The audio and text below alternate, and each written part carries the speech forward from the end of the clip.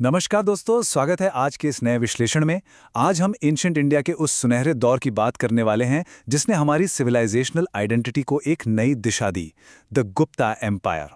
Civil services की तैयारी कर रहे सभी एस्पिरेंट्स के लिए ये एक्सप्लेनर एक प्रीमियम स्टडी टूल साबित होने वाला है। तो चलिए शुरू करते हैं। सच में प्राचीन भारत का ये दौर एक मैजेस्टिक जिनिथ यानी चरमोत्कर्ष था। कुशाणाज और सातवाहनास के पतन के बाद इस साम्राज्य ने न सिर्फ पॉलिटिकल स्टेबिलिटी लाई बल्कि एक ऐसी गहरी सांस्कृतिक छाप छोड़ी जिसकी गूंज आज तक सुनाई देती है। फटाक से आज के एजेंडा देख लेते हैं। हम स्टार्ट करेंगे गुप्तन के उदय और उनके एम्पायर के विस्तार से, फिर चलेंगे उनके गोल्डन एज की तरफ, इकोनॉमी और एडमिनिस्ट्रेशन को समझेंगे और आखिर में इस महान साम्राज्य के पतन के साथ एग्जाम के लिए सबसे क्रूशियल थीम्स को मैप करेंगे। शुरुआत करते हैं पहले सेक्शन से, राइज ऑफ द गुप्ताज। आखिर इस एम्पायर का उदय हुआ कहां से? अब देखिए, मिड 3rd सेंचुरी के आसपास एक बड़ा इंटरेस्टिंग फेज चल रहा था। सातवाहना और कुशाना साम्राज्य लगभग खत्म हो चुके थे, जिससे एक बड़ी राजनीतिक शून्यता यानी पॉलिटिकल वैक्यूम क्रिएट हो गया था। और इस वैक्यूम का फायदा उठाया एक ऐसे परिवार ने जिनकी शुरुआती ओरिजिन्स भले ही थोड़ी अनसर्टन लगती हैं, लेकिन इन्होंने मिडिल गैंगेटिक प्लेन में, खासकर उत्तर प्रदेश और बिहार के आसपास, अपने नए राज्य की नींव बड़ी मजबूती से रखी। अगर इनकी क्रोनोलॉजी को ट्रेस करें तो श्रीगुप्ता से कहानी शुरू होती है, जिन्हें फाउंडर माना जाता है। उनके बाद घटोत्कच आए, लेकिन प्राइमरी पावर गेम शुरू हुआ चंद्रगुप्त फर्स्ट के आने पर। उन्होंने बहुत स्मार्टली लिच्छवी राजकुमारी कुमारदेवी से विवाह किया और डायरेक्ट महाराजा धीराज का बड़ा टाइटल धारण कर लिया। सोचिए, यहां से एक छोटा सा राज्य एक विशाल साम्राज्य में बदलना शुरू हो गया। आगे बढ़ते हैं सेक्शन 2 पर, एक्सपेंशन एंड कंसोलिडेशन। अब राज्य बन तो गया, पर फैला कैसे? यहां एक बहुत ही सॉलिड हिस्टोरिकल एविडेंस हमारे पास है, प्रयाग प्रशस्ति, जिसे हम इलाहाबाद पिलर इंस्क्रिप्शन भी कहते हैं। समुद्रगुप्त के दरबारी कवि हरीश सेना ने इसे कंपोज किया था। ये एक प्राइमरी लिटरेरी एविडेंस है जो हमें पूरी डिटेल में बताता है कि समुद्रगुप्त ने किस तरह से अपने एग्रेसिव मिलिट्री कैंपेन्स को एग्जीक्यूट किया था। एग्जाम के हिसाब से समुद्रगुप्ता की इस मिलिट्री पॉलिसी को समझना लिटरली सबसे जरूरी है। देखिए, नॉर्थ इंडिया यानी आर्यावर्ता में उन्होंने 8 राजाओं को पूरी तरह से उखाड़ फेंका और टेरिटरीज डायरेक्टली एनेक्स कर ली। लेकिन साउथ यानी दक्षिणापथा की तरफ उन्होंने एक बहुत ही स्मार्ट ग्रहणा मोक्षा पॉलिसी अपनाई। मतलब 12 राजाओं को हराया और फिर उन्हें उनका राज्य वापस कर दिया। क्यों? ताकि एक स्ट्रॉन्ग ट्रिब्यूटरी सिस्टम बना रहे। वहीं फ्रंटियर स्टेट से सिंपली ट्रिब्यूट्स एक्सेप्ट किए गए। समुद्रगुप्त के बाद एंट्री होती है चंद्रगुप्त सेकंड की, जिन्हें हम विक्रमादित्य के नाम से भी जानते हैं। इन्होंने शाका क्षत्राप्स को हराया और साम्राज्य को लिटरली वेस्टर्न कोस्ट तक फैला दिया। उज्जैन इनकी दूसरी राजधानी बनी।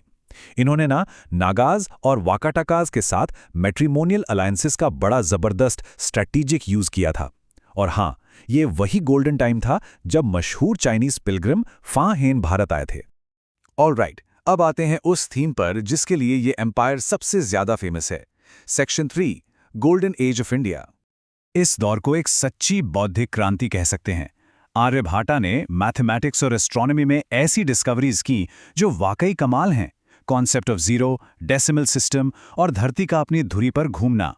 कालिदासा ने शकुंतला और मेघदूता जैसी महान मास्टरपीसेस लिखी। वहीं सुश्रुता और चारका ने आयुर्वेदा और सर्जरी के फील्ड में ऐसी एडवांस ट्रीटीजेस तैयार की जो एग्जाम रिटेंशन के हिसाब से हाई यील्ड फैक्ट्स हैं। इन सब के अलावा आर्किटेक्चर और कल्चर का भी एक मजेस्टिक फुटप्रिंट यहां देखा गया। दिल्ली का आयरन पिलर ले लीजिए, उस जमाने की एडवांस्ड रस्ट रेजिस्टेंट मेटोलॉजी का एक ऐसा एग्जाम्पल जो आज तक वैसे का वैसा खड़ा है। अजंता केव्स की इंट्रिकेट कोर्टली और रिलीजियस पेंटिंग्स, नालंदा और टैक्सिला यूनिवर्सिटीज जैसी ग्लोबल लर्निंग सेंटर्स और क्लासिकल संस्कृत लिटरेचर का पूरा स्टैंडर्डाइजेशन सब इसी स्वर्णिम युग में हुआ। लेकिन इतने बड़े स्वर्णिम युग को चलाने के लिए एक सॉलिड फाइनेंशियल और एडमिनिस्ट्रेटिव बैकबोन चाहिए होती है। Let's look at section 4, economy and administration. यहाँ एक बहुत ही क्रूशियल कॉन्सेप्ट उभर कर आता है, समानता सिस्टम और सुबिनफिडिशन का। ये एक पूरी तरह से डिसेंट्रलाइज्ड फ्यूडल पॉलिटी थी। इसका मतलब ये है कि ऑफिशियल्स और प्रीस्ट्स को सैलरी कैश में देने के बजाय जमीन यानी लैंड ग्रांट्स दे दी जाती थी। और इसका एपिग्राफिक प्रूफ हमें स्कंदगुप्ता के इंदौर ग्रांट से क्लियरली मिलता है। इन ग्रांटीज को जमीन पर टेनेंट्स रखने और टैक्सेस कलेक्ट करने की पूरी आज़ादी थी। इस पूरे सिस्टम को फ्यूल मिल रहा था इनके स्ट्रॉन्ग इकोनॉमिक ड्राइवर्स से। इंडो रोमन मैरिटाइम ट्रेड बिल्कुल थ्राइविंग था। गुप्ताज ने हाईएस्ट क्वालिटी के स्टैंडर्डाइज्ड गोल्ड कॉइन्स सबसे ज्यादा इशू किए। इंटरनल ट्रेड को स्मूथली चलाने के लिए मर्चेंट्स की गिल्ड्स, जिन्हें श्रेणीज कहा जाता था, बहुत एक्टिव थीं। साथ ही वाटर मैनेजमेंट और इरिगेशन में हुए नए इनोवेशंस वेल्थ जनरेशन का बड़ा सोर्स थे। पर अब यहाँ एक बहुत ही नेचुरल सा सवाल आता है, आखिर ऐसे समृद्ध और इतने शक्तिशाली साम्राज्य का कोलैप्स कैसे हो गया? इसका जवाब मिलता है सेक्शन 5 में, डिक्लाइन एंड डिसइंटीग्रेशन।